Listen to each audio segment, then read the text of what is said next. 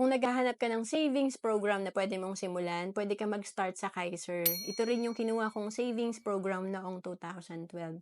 Kasi dito meron ka ng healthcare, life insurance at investment. And for as low as 88 pesos per day, pwede ka na magsimula dito or 2,647 per month.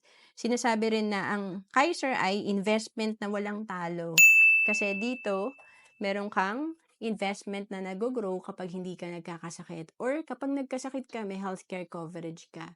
And kung ang edad mo 10 to 40 years old, pwede ka pa dun sa minimum plan na 2,647 per month na ang projected fund after 20 years ay 524,776. So again, ito ay 7 years to pay, 20 years maturity. Pag ang edad mo 41 to 50 years old, pwede ka pa sa 3,529 per month. Ang projected fund nito nasa almost 700,000. At pag ang edad mo is 51 hanggang 60 years old, pwede ka pang humabol. Nasa 4,412 per month ang monthly premium na ang projected fund after 20 years nasa 875,000. To know more about Kaiser, message mo na ako sa FB, Rohan Celis Capistrano.